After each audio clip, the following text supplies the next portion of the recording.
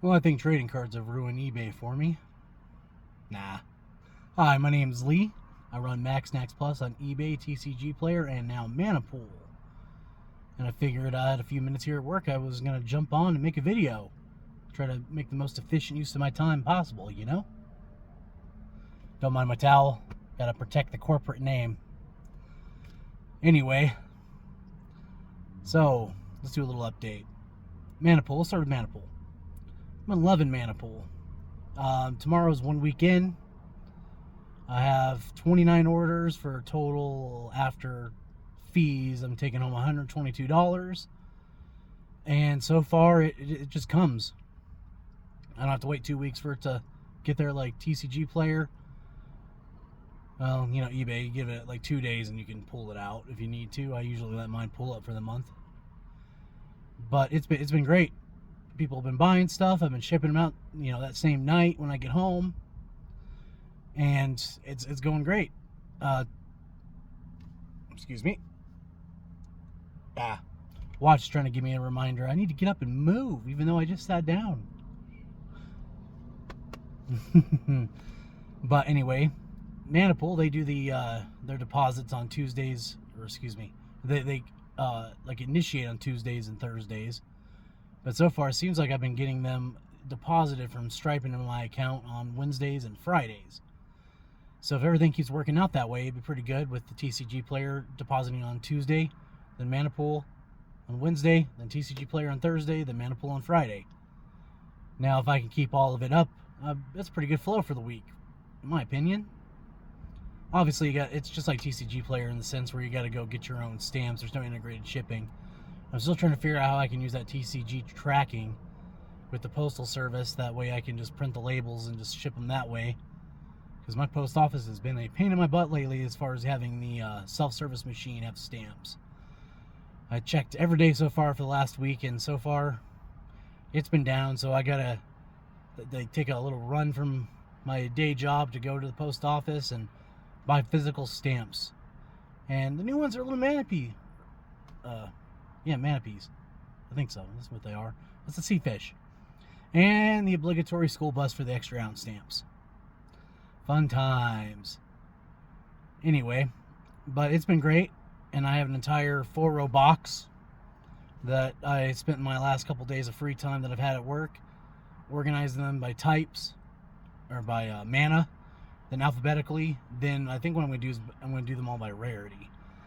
That way, because there's a bazillion sets. It's kind of like Yu-Gi-Oh! There's a bazillion different sets. So I have them organized basically by their monster types, spell, trap, alphabetical, and then I just find the one I need, and it works out okay. So with the magic, I'll have them by mana, then I'll have them alphabetically, and in alphabetical order they'll be the commons, uncommons, rares, and mythics.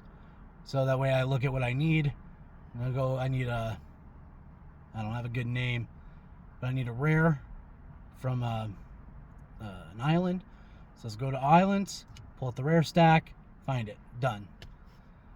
And I can see how that might get a little convoluted the more cards I have, but so far, Manapool by itself will have 2 4-row boxes, and I have 2 other 4-row boxes that are all on on TCG Player.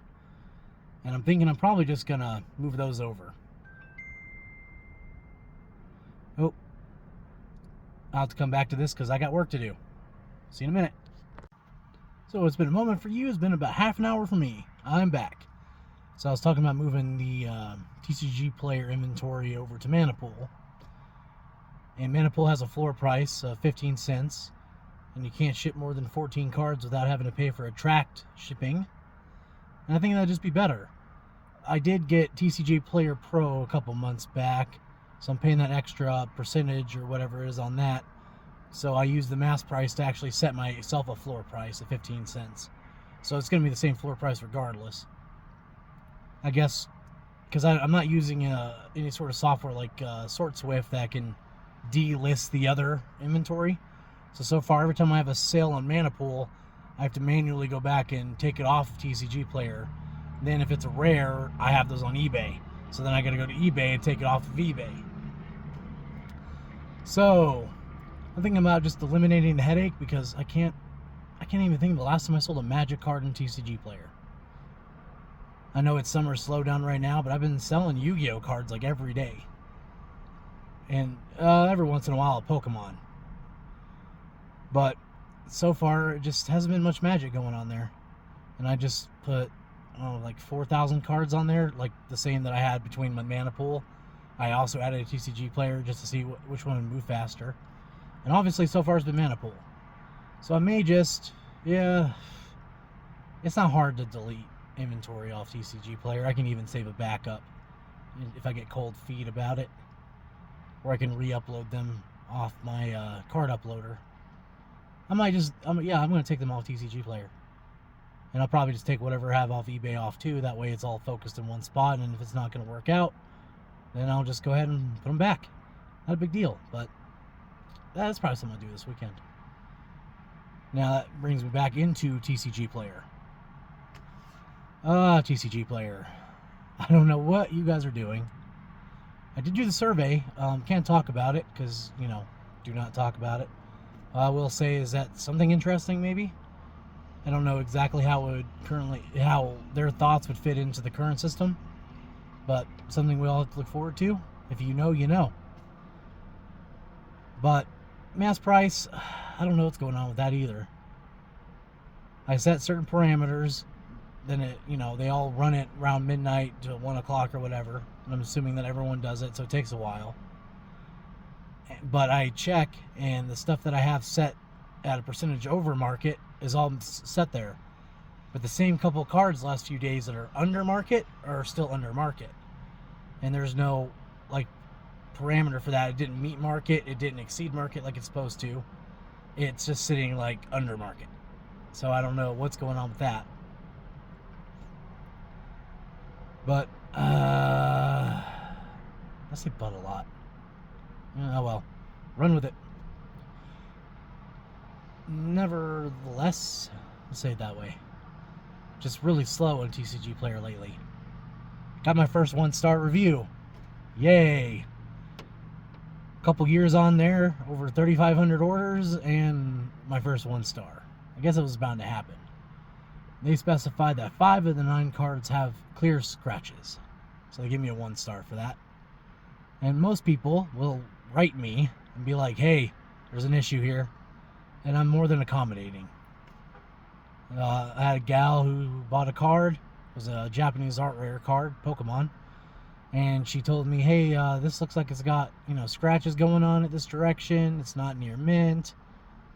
Is there any way we can adjust it? And I just gave her the card. It was I think maybe a $3 or $4 order with the shipping. I just refunded it. And she's like, oh, you didn't have to do that. Well, no, it's okay. Obviously, I missed something. I apologized. And she left me a 5-star review.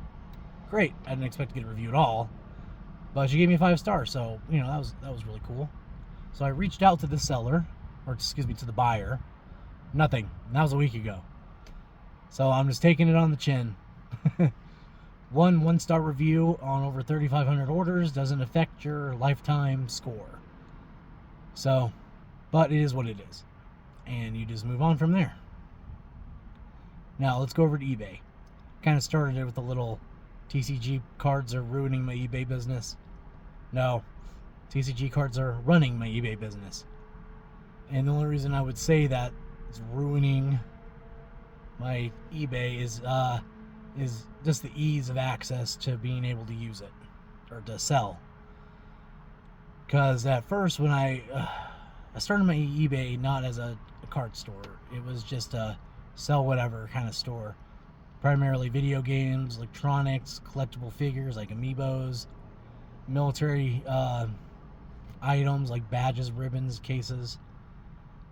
And, pretty much anything I can get my hands on that I thought I could make a few bucks on.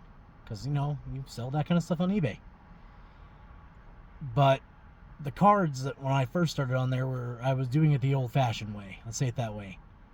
Create a new listing, type in the name of the whatever you're trying to sell, match it, make a listing, or, draft the listing, you put the pictures in, and add your blah, blah, blah, blah, blah. And it would take forever. So I only did reserve that for higher end cards. So something a little bit nicer than getting bombarded with additional picture requests. And I swear, 151 Charizard is one of the first ones I sold on there. And I pulled it, cool. Or actually my wife pulled it, but cool. I didn't want to keep it. I was trying to, grow the business, roll the profit. So I took a picture of that thing in the sunlight on a contrasting background. I believe I did it on a red binder. And I had a picture of the front, every corner, back, every corner, tilted, near mint card. I had all those pictures, and I still had people requesting more pictures.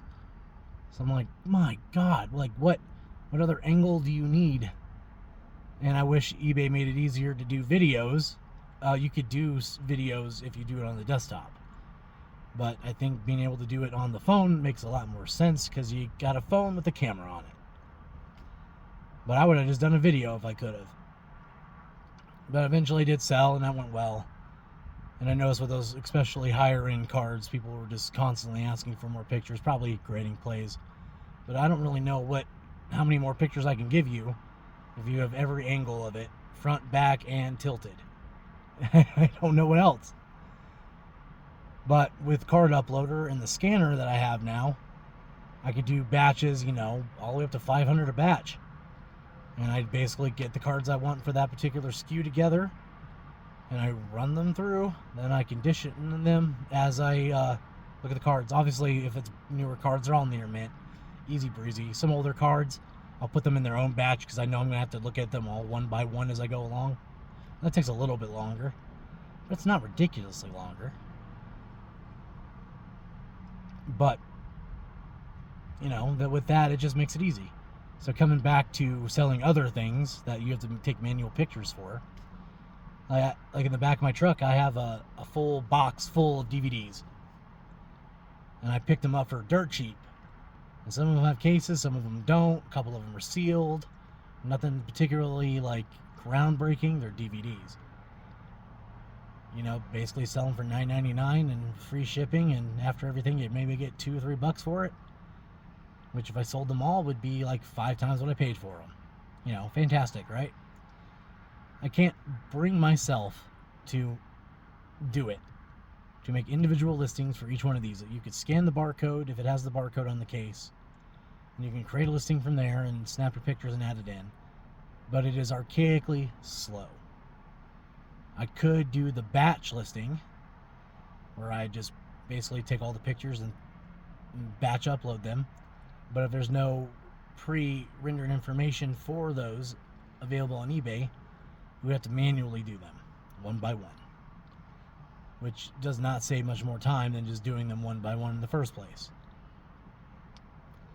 So it's kind of where I'm at on that as far as wanting to sell other stuff, especially the cheaper stuff, because I bought all that with the intention of trying to sell it, quickly. And I'm kind of getting tired of looking at them, so I'm probably just going to lot them up. Because at least one listing for a whole bunch of them, just get them out of my hair. Maybe I'll find a box I could fit a decent amount of them, break them into a few different batches, put them up for auction, and just get on with my life. Because I don't want to store them, and I don't necessarily want to give them away either. But that's where I'm at with the eBay. So we covered the Maniple, TCG Player, eBay. I'm trying some Facebook Marketplace too. I hate Facebook Marketplace for buying or for selling. I like it for buying.